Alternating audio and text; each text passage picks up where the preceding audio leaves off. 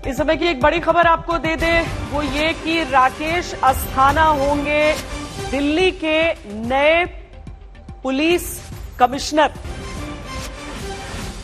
अभी अभी ये जानकारी हासिल हुई है, राकेश अस्थाना दिल्ली के नए पुलिस कमिश्नर होने वाले हैं। फिलहाल बीएसएफ के डीजी हैं राकेश अस्थाना। तंसीम हैदर हमारे साथ इस समय फोन लाइन पर जुड़े हैं और जानकारी के साथ। जी तंसीम। श्वेता, जो S N Srivastava Delhi police commissioner का तबादला हुआ था, उसके बाद बालाजी को श्रीवास्तव को नया पुलिस कमिश्नर बनाया गया था, लेकिन ये साथ में दिया गया था उनकी चिट्ठी में, उन्हें अस्थायी तौर पे दिल्ली पुलिस का कमिश्नर बनाया जा रहा है। अब एक स्थायी पुलिस कमिश्नर दिल्ली पुलिस को दिया गया है, जिसमें राकेश अस्थाना को दिल्ली पुलिस का कमिश्नर बनाया गया है। अभी राकेश अस्थाना बीएसएफ में डीजी के पद पर तैनात थे, अब वो दिल्ली पुलिस की कमान संभालेंगे। तो जाहिर है कि ये बड़ा फैसला है। अब तक पिछले लगातार 2 टेन्योर से हम लगातार देख रहे हैं, जिसमें बालाजी श्रीवास्तव और एसएन श्रीवास्तव को अस्थायी तौर पर पुलिस कमिश्नर बनाया गया था। एसएन श्रीवास्तव को रिटायरमेंट के 1 महीने पहले स्थायी तौर पर कमिश्नर तैनात किया गया था, लेकिन अब जो है राकेश अस्थाना को पुलिस कमिश्नर बनाया गया है। यह आदेश जारी कर दिया गया है गृह विभाग की तरफ से, और जाहिर है कि जल्द ही राकेश अस्थाना दिल्ली पुलिस के कमिश्नर की कमान संभालेंगे। कहते हुए जितनी सुर्खियां बटोरी थी वो बहुत ज्यादा सही नहीं रही थी। थोड़ा सा हम आपसे एक पृष्ठभूमि भी समझना चाहेंगे, चूंकि गुजरात काडर के अफसर रहे हैं राकेश अस्थाना। जी, जाहिर है कई ऐसे मामले रहे हैं जिनमें सुर्खियों में नाम आया है, चाहे सीबीआई के दौरान हो या फिर गुजरात में उनके उससे जुड़े हुए मसले हों।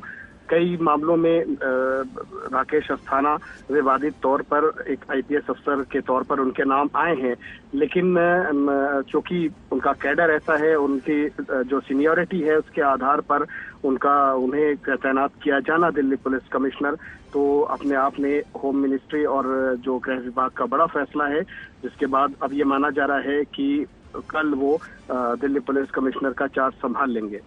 बहुत शुक्रिया तंसीम इस पूरी जानकारी के लिए। तंसीम हैदर जानकारी दे रहे हैं। राकेश अस्थाना दिल्ली पुलिस के नए कमिश्नर होंगे। और अब हम दस्तक की शुरुआत करते हैं, जहां आज सबसे पहले याद करिए संविधान की उस प्रस्तावना को जिससे भारतीय राज्य की प्रकृति, राज्यों के मकसद का विवरण दर्ज है। जिस प्रस्तावना में लिखा है कि हम भारत के लोग राष्ट्र की एकता, अखंडता सुनिश्चित करने वाली बंधुता बढ़ाने के लिए संविधान को आत्म अर्पित करते हैं, लेकिन वही राष्ट्र की एकता और अखंडता सुनिश्चित करने वाली शपथ तब सवाल करती है जब एक देश के 2 राज्यों के बीच सीमा विवाद में हिंसा होती है। एक राज्य के पुलिसकर्मियों से चली गोली दूसरे राज्य के 5 पुलिस वालों की जान ले लेती है। इसके बाद क्या स्थिति है और चिंता की बात क्यों है, समझिए। पहली बड़ी बात है कि असम के मुख्यमंत्री ने कहा है कि अब मिजोरम की सीमा से सटे 3 जिलों में कमांडो की 3 बटालियंस लगाएंगे, यानी करीब 3000 कमांडो लगाए जाएंगे।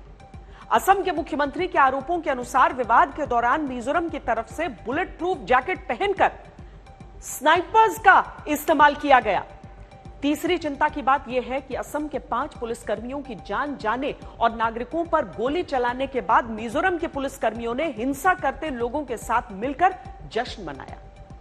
चौथी अहम बात यह है कि असम की तरफ से कहा जा रहा है कि हम मर जाएंगे लेकिन अपनी जमीन की रक्षा करेंगे। इस बयान को इस नजरिए से देखिए कि एक देश के भीतर 2 राज्य लड़ रहे हैं, दोनों राज्यों में एक ही दल का शासन भी।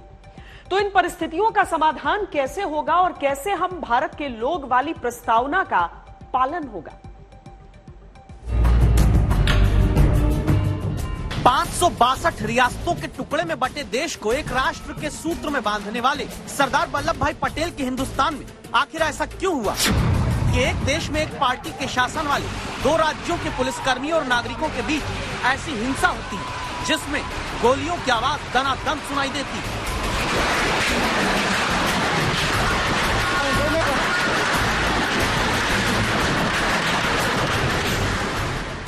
इन लोग इतना बुलेट किया है, वो कोई गिन के ही गिन नहीं सकता। जैसे बारिश होता है ऐसे लगभग आधा घंटा तक ऐसे टक टक टक टक टक करते रहा। तो फिर सवाल वहीं से शुरू होता है कि जिस देश में हम कश्मीर से कन्याकुमारी, अटक से कटक और त्रिपुरा से सोमनाथ की बातें करते हुए राष्ट्रीय एकता दिवस मनाते आ रहे हैं और बात पूर्वोत्तर में शांति की होती है, चाहे नॉर्थ ईस्ट में शांति की बहाली हो या नॉर्थ ईस्ट के विकास के लिए उठाए जा रहे कदम, आज देश एकता के नए आयाम स्थापित कर रहा है। उसी पूर्वोत्तर भारत की शांति में 26 जुलाई की दोपहर बाद अचानक एक कोलाहल पैदा होता है।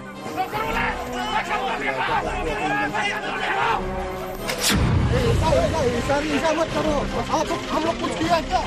जब असम की सीमा पर कछार के लैलापुर की सीमा पर असम और मिजोरम के पुलिस वाले और नागरिक एक दूसरे के सामने आ गए।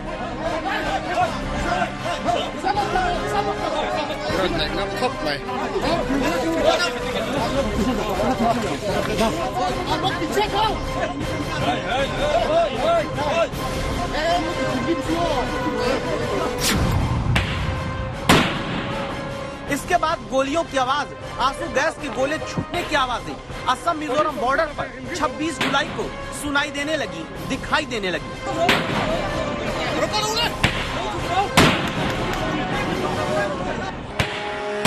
दो जातियों, दो संप्रदायों, दो गुटों, दो दलों, दो भाषा बोलने वालों के बीच ऐसे तनाव की तस्वीरें तो हमने देश में कई बार देखी, लेकिन दो राज्यों के सुरक्षा कर्मियों के बीच नागरिकों के साथ मिलकर हिंसा होना, गोली और गोला चलना शायद पहली बार।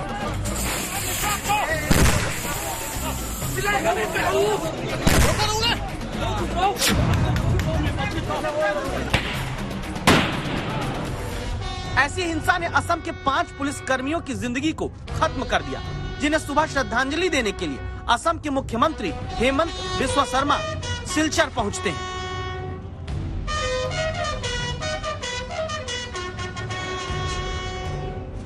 चिंता की बात यह कि 26 जुलाई को असम मिजोरम के बीच हिंसा के वक्त दोनों राज्यों के सीएम सीधे खुद बात करने की जगह आपस में दोनों मुख्यमंत्री ट्विटर पर एक दूसरे के राज्य को हिंसा के लिए जिम्मेदार ठहराते रहे और दोनों राज्यों के मुख्यमंत्री सीधे खुद हिंसा रोकने की पहल करने की जगह केंद्रीय गृह मंत्री से दखल देने की मांग करते रहे। और अब असम के मुख्यमंत्री का आरोप है कि मिजोरम की पुलिस वालों ने लोगों के साथ मिलकर हथियार बंद हमला किया। फायरिंग का जो घटना हुआ वो असम का सीमा में हुआ है, तो असम पुलिस को इसको इन्वेस्टिगेट करना पड़ेगा, असम पुलिस को केस रजिस्टर करना पड़ेगा, बिकॉज जहां में इंसिडेंट हुआ है, फायरिंग हुआ है, काफी सिविलियन लोग इसमें इन्वॉल्व है। वो सिविलियन लोग को आर्म्स कहाँ से मिला? सो जब थोड़ा सा ठीक हो जाएगा हम लोग को इन्वेस्टिगेट करना पड़ेगा। अपने आरोपों के साथ पिछले 24 घंटे में असम के मुख्यमंत्री इन 2 वीडियो को ट्वीट करके आरोप लगाते हैं कि मिजोरम के पुलिस वालों ने सोच समझकर पहाड़ के ऊपर से निशाना लगाकर असम के पुलिस कर्मियों पर हमला किया और फिर जश्न भी मनाया।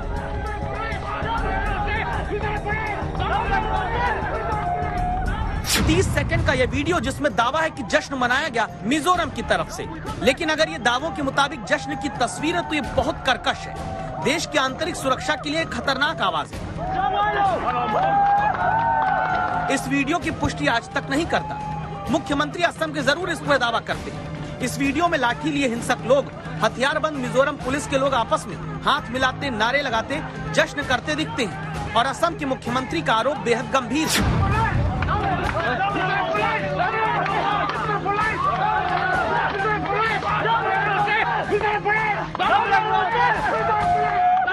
Question is that how can you utilize arms, ammunition, bomb to settle dispute between two states? It is not China-India boundary. This is after all boundary of India. तो क्या वाकई दो राज्यों के बीच हालात दो देश जैसी सीमा वाले तनाव के बन जा रहे हैं, जिसमें पिस्ता देश का नागरिक है? ये तस्वीरों मिजोरम के मुख्यमंत्री ने सोशल मीडिया में डाली और कहा कि असम पुलिस ने मिजोरम के परिवार को निशाना बनाया, लाठियों से पीटा, कार तोड़ी। अब यहाँ के हालात कैसे हैं? आज तक संवाददाता हेमंता नाथ यहाँ पहुँचे हैं और पाते हैं कि शांति है लेकिन तनाव भरी। तनावपूर्ण स्थिति को जल्द से जल्द नॉर्मलाइज किया जाए, ये डिमांड कर रहे हैं लोकल्स ने। और गवर्नमेंट इस विषय को कैसे लेते हैं ये भी देखने की विषय में होगा। और इसी बीच देखा जाए कि सिक्योरिटी पर्सनल्स को भी यहाँ पर बढ़ाया गया है कि कोई भी दोबारा से कोई भी काल का जो इंसिडेंट हुआ था उसका दोबारा से कोई रिपीट ना हो, इसीलिए सेंट्रल पैरामिलिट्री फोर्सेस को भी यहाँ पर तैनात किया गया है। बॉर्डर पर मेरी जमीन तुम्हारी जमीन का ये विवाद वर्षों पुराना है, जिसका हल अब केंद्र की दखल से निकलेगा। असम मिजोरम आपस में मिलकर निकालेंगे या फिर सुप्रीम कोर्ट के रास्ते कोई समाधान आएगा। अभी तरीका कौन सा होगा साफ नहीं, लेकिन असम मिजोरम के बीच जमीन वाले सीमा विवाद ने इस सवाल को ज्वलंत छोड़ दिया कि कहीं असम और मिजोरम में विरोधी दलों की सरकारें होती या दूसरे राज्यों में जहां आपसी विवाद है और समान दल की सरकार नहीं है, तो क्या स्थितियां और गंभीर हो सकती थी या हो सकती हैं। असम में काछर से हेमंता नाथ के साथ आज तक ब्यूरो। असम सरकार अब सुप्रीम कोर्ट से समाधान की आशा में अपील करने वाली है, जबकि आज संसद में असम मिजोरम की लड़ाई पर केंद्रीय गृह मंत्रालय ने लिखित जवाब में कहा है कि केंद्र सरकार चाहती है कि राज्य आपस में मिलकर हल निकालें। अब आपको बताते हैं कि और किन राज्यों में सीमा की लड़ाई चलती रहती है। हरियाणा और हिमाचल प्रदेश के बीच सीमा विवाद चल रहा है। यहां दोनों जगह बीजेपी की ही सरकार है। केंद्र शासित लद्दाख और बीजेपी शासित हिमाचल प्रदेश में भी सीमा को लेकर झगड़ा है। महाराष्ट्र और कर्नाटक में अभी अलग अलग दल की सरकार है, यहां भी वर्षों से सीमा विवाद है। जबकि मिजोरम के अलावा असम का अरुणाचल प्रदेश, नागालैंड, मेघालय से भी जमीन वाला विवाद है। देश में और राज्यों के बीच झगड़े देखें तो दिल्ली हरियाणा के बीच पानी रोकने को लेकर हर साल झगड़ा होता है। तेलंगाना आंध्र प्रदेश के बीच नदियों के पानी को लेकर विवाद अदालतों में चल रहा है। जब भी ऐसे विवाद राज्यों के बीच किसी मोड़ पर बड़े हो जाते हैं तो जनता चुकाती है। इसीलिए जरूरी है कि राजनीति नहीं बल्कि देश नीति के तहत समाधान। जिस संविधान की शपथ खाकर सरकारें बनती हैं, वो संविधान कहता है कि जनता ही संप्रभु है, यानी जनता ही सुप्रीम अथॉरिटी है। उसी संविधान की प्रस्तावना में लिखा है, हम भारत के लोग सभी नागरिकों को आर्थिक सामाजिक न्याय दिलाएंगे। लेकिन उसी जनता के बीच जब कोरोना काल में बच्चे अनाथ हुए तो उनका सही आंकड़ा भी सरकारें नहीं दे पा रही। सुप्रीम कोर्ट को कहना पड़ा, सरकारें योजनाओं पर अमल करने में फिसड्डी हैं।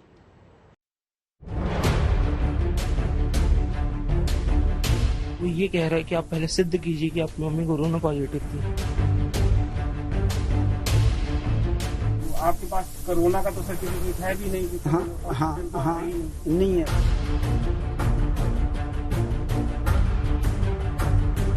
अभी तक कोई मुझे सर्टिफिकेट नहीं मिला है, डेथ सर्टिफिकेट।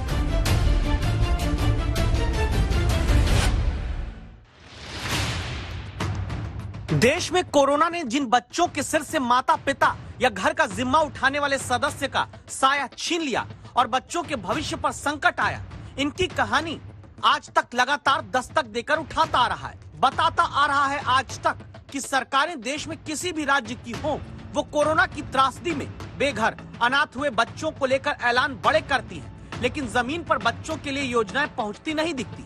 सरकारें बच्चों के अधिकार तक कैसे छीनती हैं, इसका सच सुप्रीम कोर्ट को भी पता चला है। सुप्रीम कोर्ट ने आज एक मामले की सुनवाई करते हुए पूछा कि जब सरकार 645 बच्चों पर अलग अलग योजनाओं में 10 लाख रुपए खर्च करने की बात कहती है, तो राष्ट्रीय बाल अधिकार संरक्षण आयोग 1 साल के भीतर अनाथ हुए बच्चों की संख्या 6,855 बताता है। यह अनाथ बच्चों के आंकड़े में 10 गुना का अंतर कैसे आ गया? सुप्रीम कोर्ट में assistant solicitor general Aishwarya Bhati ने यह कहा कि वो सरकार से और उस एजेंसी से यानी आयोग से दोनों से पूछ कर ये बताएगी, उनसे निर्देशन लेगी और उसके बाद ये बताएगी कि आखिर ये अंतर कैसे आया, कहाँ गफलत थी, क्या हुआ।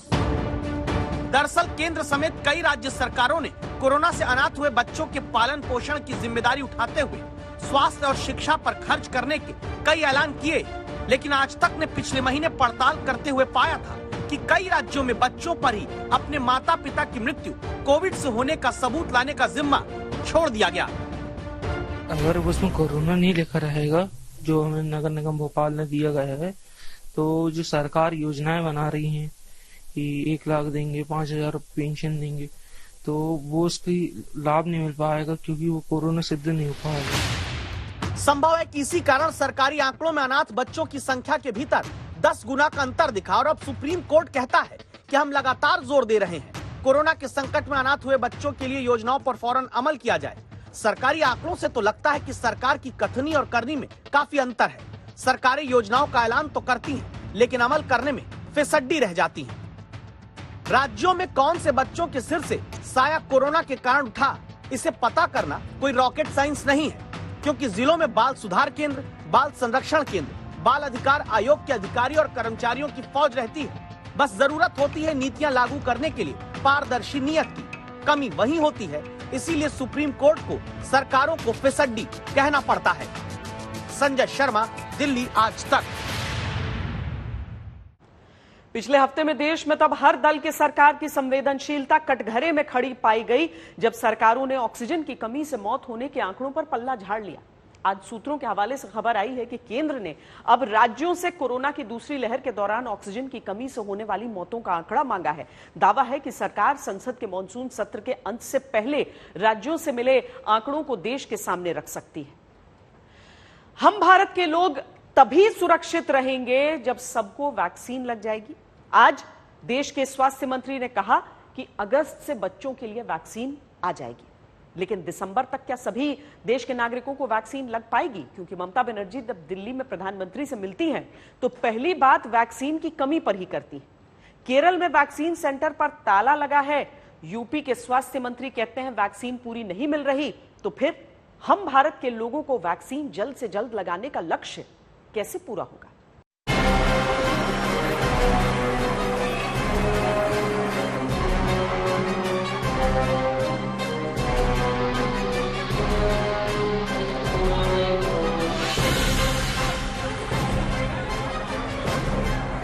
वैक्सीनेशन सेंटर से पुलिस खींचकर बाहर कर रही है। पुलिस एक दूसरे नागरिक को यहां धक्का मारकर टीकाकरण केंद्र से बाहर फेंकती है। ये तस्वीरें गुजरात के सूरत की है। वैक्सीन लगवाने के लिए जितनी भीड़ जुटी, दावा है उतना टीका मौजूद नहीं था सेंटर पर। इतने लोग सूरत में वैक्सीन लगवाने आए कि टीकाकरण केंद्र का चैनल बंद करना पड़ गया। जो अंदर थे वैक्सीन पाएंगे, बाहर वाले लाइन में लगे रह जाएंगे। ये दूसरी तस्वीर देखिए उत्तर प्रदेश के बलिया की, जहां भारी भीड़ वैक्सीन लगवाने के लिए जुटती है। वैक्सीन खत्म होने के डर में पहले खुद को टीका लगवाने के लिए लड़ाई छिड़ जाती है। लाठी डंडा कुर्सी चलने लगती है।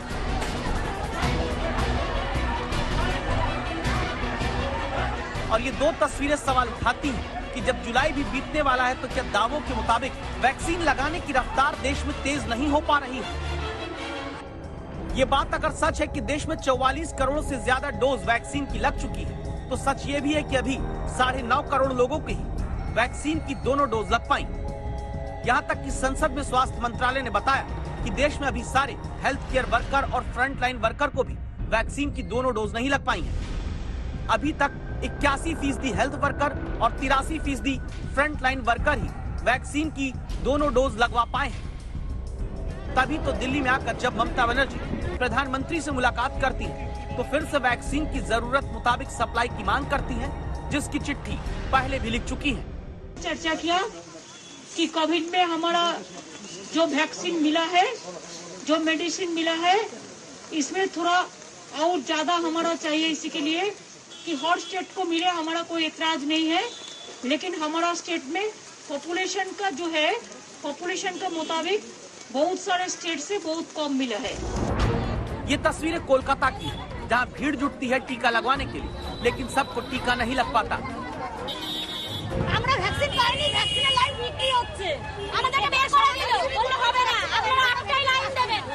সারা রাত জেগেছি, সকালবেলা যখন এসেছি আমি 25 জনের পর ছিলাম। সকালবেলা ঘুম থেকে উঠে দেখছি যে এখানে হয়ে গেছে 100-র উপরে। ওই যে 100 জন আমাদের দেবে না বলছে।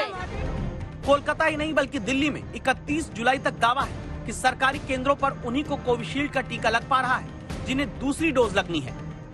दक्षिण केरल के 13 जिलों में दावा है कोविशील्ड का स्टॉक खत्म हो गया, सेंटर्स टीकाकरण के बंद करने पड़े। बिहार के समस्तीपुर में टीका लगवाने के लिए जुटी भीड़ को जब लगा कि वैक्सीन कम है और लोग ज्यादा, तो स्वास्थ्य कर्मियों से नोकझोंक शुरू हो जाती है।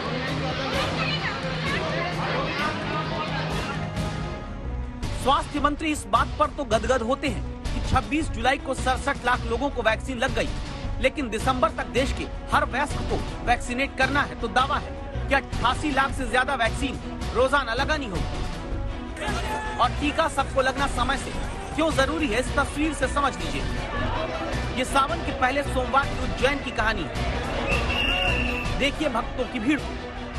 सोशल डिस्टेंसिंग क्या होती है किसी को यहाँ कोई मतलब नहीं। भीड़ के बीच भगदड़ मच जाने जैसी हालत में लोग कोरोना के खतरे को भुलाकर जुट जाते हैं।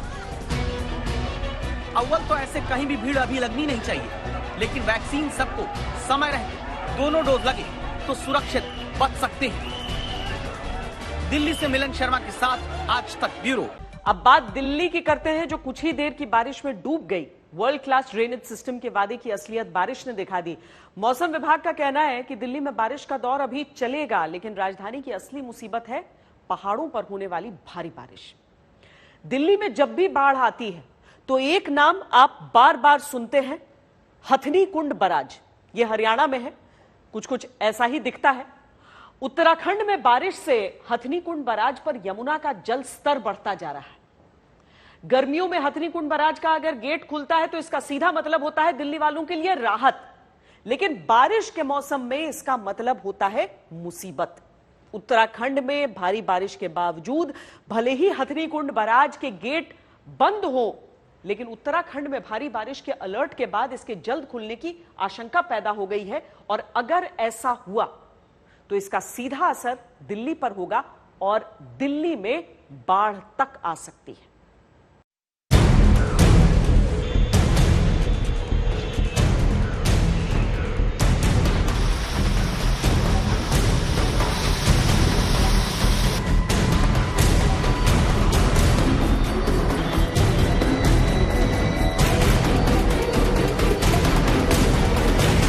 जरा सी बारिश में डूब गई देश की राजधानी दिल्ली।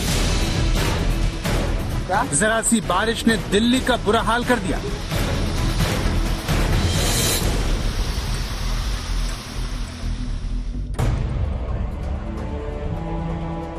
दिल्ली में सड़कें बारिश के पानी से इस कदर लबालब हो गईं कि बसों के अंदर पानी भर गया। ये एयरपोर्ट जाने वाली सड़क है,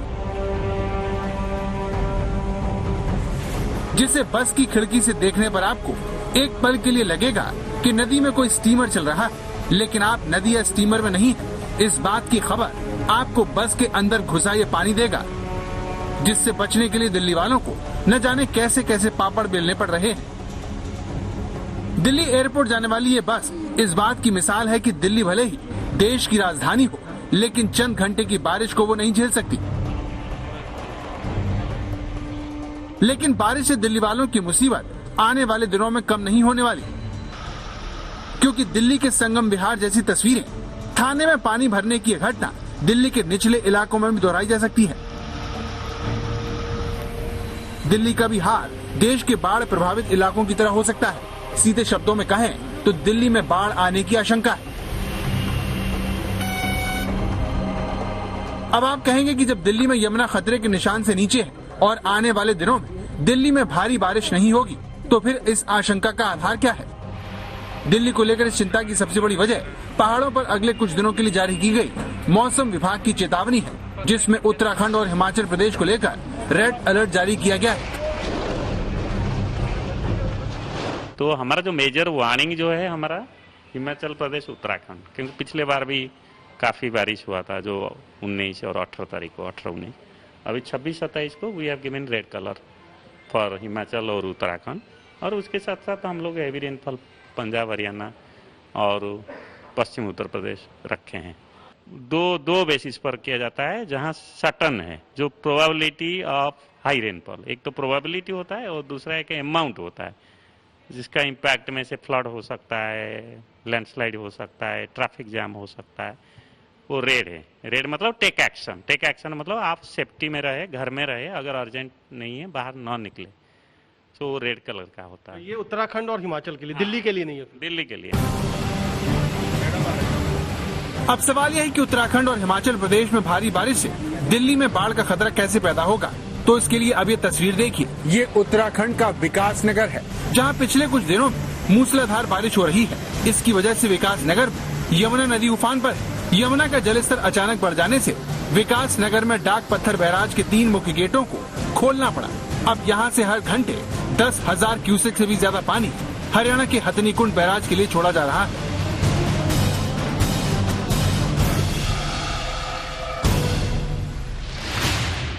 अब मैप से समझिए, ये रहा उत्तराखंड का विकास नगर। यहाँ यमुना का जलस्तर बढ़ रहा है, इसीलिए यहाँ बने डाक पत्थर बैराज के 3 गेटों को खोलना पड़ा है। इसके बाद ये पानी आगे चलकर हरियाणा के हथनीकुंड बैराज पहुँच रहा है। जैसा कि आप जानते हैं कि दिल्ली में बाढ़ का सीधे संबंध हथनीकुंड बैराज से है, क्योंकि यहाँ से पानी छोड़ जाने के बाद ही दिल्ली में यमुना का जलस्तर बढ़ता है और वो दिल्ली के निचले इलाकों को डुबो देती है। इसीलिए आज तक संवाददाता कुमार कोणाल ने यमुना पर जाकर उसके जलस्तर का मुआयना किया और पाया कि अगर हथनीकुंड से पिछले कुछ सालों जितना पानी छोड़ा गया तो फिर दिल्ली के निचले इलाके आने वाले दिनों में डूब सकते हैं। जिस तरीके से लगातार बारिश उत्तराखंड में हो रही है, उत्तर प्रदेश में हो रही है, दिल्ली में भी हो रही है, उसका असर आने वाले दिनों में दिल्ली पर पड़ सकता है। और जो खास तौर पर निचले इलाके हैं दिल्ली के, जैसे उस्मानपुर, वजीराबाद, साथ ही साथ गढ़ी मांडू, आगे जाकर के पल्ला और चिल्ला, इन सारे जगहों पर पानी भर सकता है। तो वहां पर ज्यादा चेतावनी जैसे हालात। दिल्ली वालों की मुसीबत यह है कि दिल्ली में भी अगले कुछ दिनों तक बारिश का अनुमान है, यानी सड़कों पर बहता ये पानी आखिरकार यमुना में ही गिरेगा और उसके जलस्तर में इजाफा करेगा। इसीलिए आने वाले दिनों में ये बारिश का पानी दिल्ली की सूरत बिगाड़ सकता है। विकास नगर से टीना साहू के साथ कुमार कोणाल, दिल्ली, आज तक।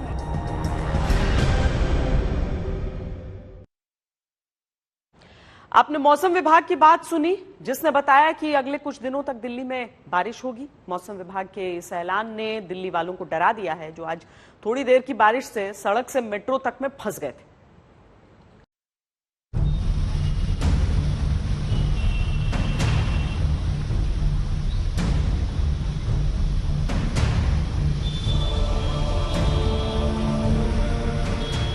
दिल्ली की मथुरा रोड,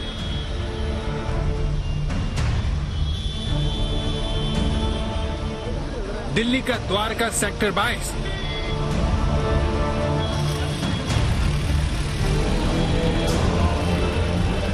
दिल्ली का ओखला इलाका,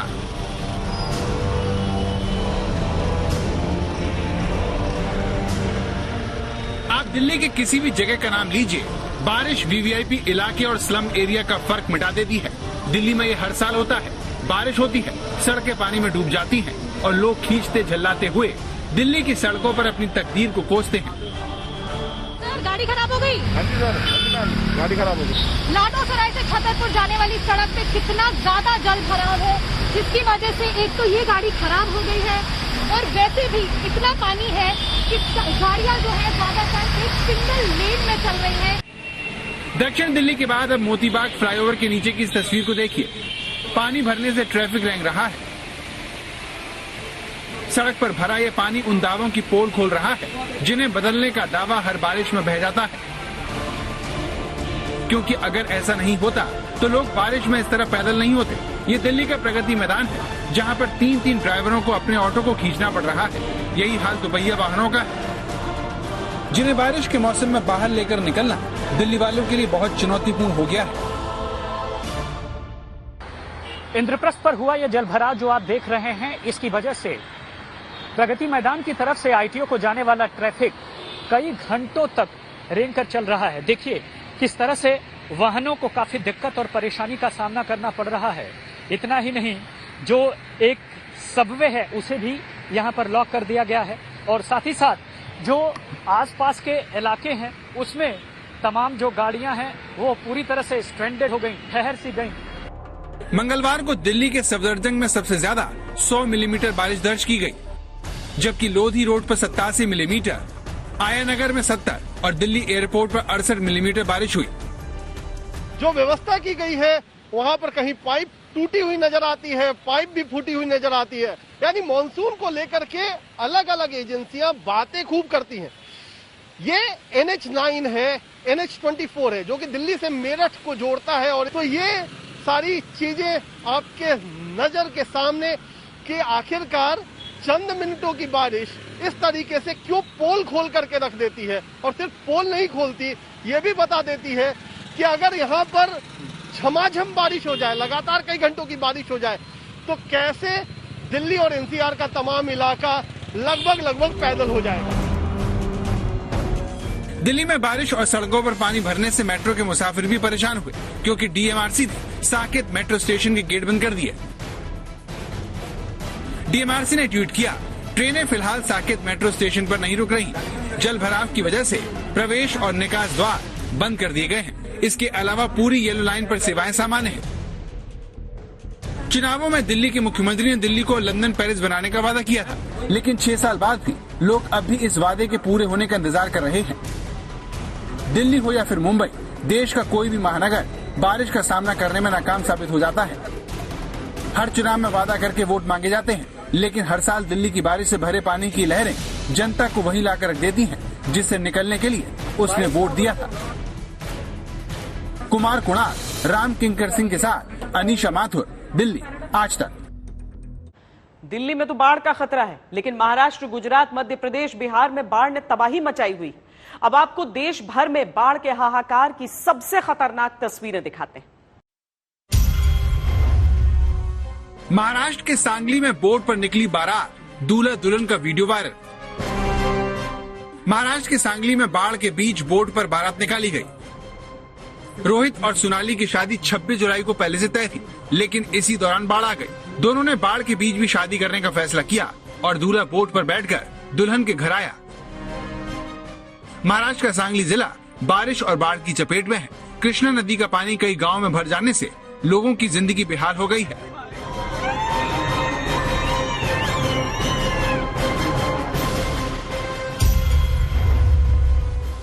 महाराष्ट्र की तरह गुजरात का भी बाढ़ से बुरा हाल है। इसके भरूच जिले में अचानक बाढ़ आने से एक ड्राइवर JCB समेत फंस गया। ये खौफनाक तस्वीर गुजरात के भरूच की है। ये देखिए कैसे JCB मशीन पर खड़ा ये शख्स पानी के रूप में अपनी मौत को देख रहा है। JCB मशीन पानी में करीब डूब चुकी है। मामला भरूच के टोटी दरा गाँव का है, जहाँ नर्मदा नदी के किनारे ये JCB मशीन का ऑपरेटर काम कर रहा था, लेकिन अचानक नदी में बाढ़ आने से वो बुरी तरह से पानी में फंस गया। पानी इतनी तेजी से आया कि इसे सुरक्षित निकलने का मौका ही नहीं मिला, लेकिन इसकी तकदीर अच्छी थी, क्योंकि इसे समय रहते गांव वालों ने बचा लिया। ऐसा ही हादसा राजस्थान के पाली में हुआ, जहां बाढ़ के पानी में ट्रक फंस गया। सावन के पहले सोमवार को बारिश ने पाली के आसपास के इलाके को गर्मी से राहत दिलवाई, लेकिन जगह जगह पानी भरने से लोग बड़ी मुश्किल में भी फंस गए। कहीं बाइक पानी में फंस गई तो कहीं ट्रक। बाइक को तो लोगों ने मिलकर निकाल लिया, लेकिन पानी में जब ट्रक फंस गया तो ये लोगों के लिए मिशन इम्पॉसिबल बन गया। बारिश में उफनती नदी के पुल को ये ट्रक पार कर रहा था, लेकिन सीमेंट से भरा ये ट्रक बीच में जाकर बंद हो गया। इसे निकालने के लिए पहले एक ट्रैक्टर को लगाया गया, लेकिन ये कोशिश नाकाम रही। बाद में गाँव वालों ने 2 घंटे की मशक्कत के बाद रस्सी से इसे खींचकर बाहर निकाला। भारत में बारिश के मौसम में हर साल लोगों की जान पर बनाती है। कहीं अचानक किसान बाढ़ में फंस जाते हैं, तो कहीं पर लोगों को जान जोखिम में डालकर सफर करना पड़ता है। सड़कें कब दरिया और सरकारों के दावे कब हवा हो जाते हैं, पता ही नहीं चलता। आज तक ब्यूरो। दस्तक में आज के लिए इतना ही। देश और दुनिया की बाकी खबरों के लिए आप देखते रहिए आज तक।